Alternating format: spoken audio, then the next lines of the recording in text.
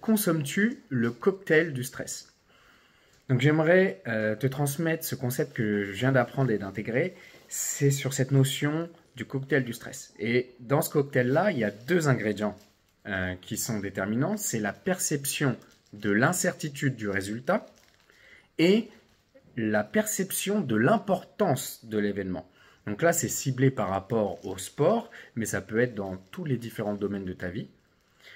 L'idée derrière ça, c'est de montrer l'importance de la perception de l'événement et non pas justement le résultat en lui-même.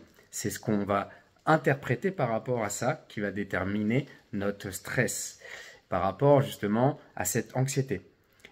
Plus par exemple dans un sport, la victoire est certaine, moins il y a de l'anxiété.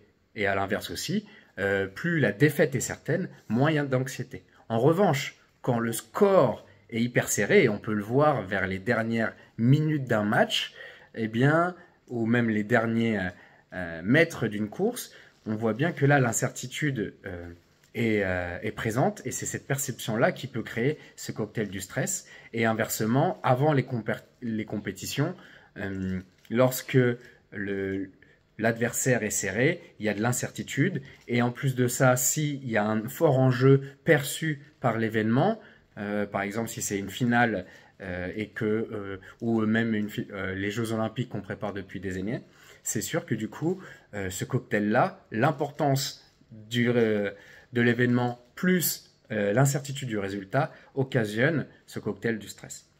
Donc une fois qu'on sait ça, et je pense qu'on l'a tous déjà vécu, c'est de se dire comment agir, comment avoir cette petite antidote pour se dissocier par rapport à l'importance qu'on donne et travailler sur cette perception.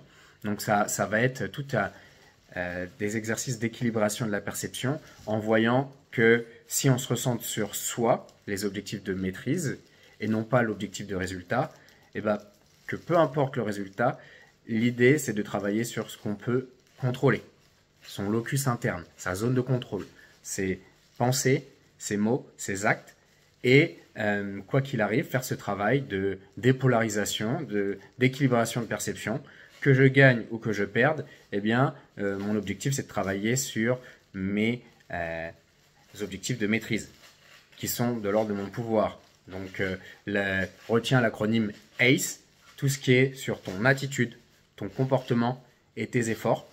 Et le reste, qui n'est pas de l'ordre de ton contrôle, donc la forme de l'adversaire, ce qu'il peut te dire, les décisions de l'arbitre, eh bien ça, ce n'est pas de l'ordre de ton contrôle, donc tu dois te délaisser pour avoir cette décharge mentale et te recentrer sur soi, avec aussi des exercices pour mieux gérer le stress psychologique, donc ce qu'on se dit, le discours interne, pour travailler sur ses croyances, sur ses pensées positives, avec des reformulations en amont, et également sur l'énergie, la gestion de son stress physiologique, et donc du coup travailler sur des exercices de respiration, de méditation en pleine conscience pour arriver à cette maîtrise de soi, à cette sagesse, afin d'être plus équilibré, plus neutre face à l'événement.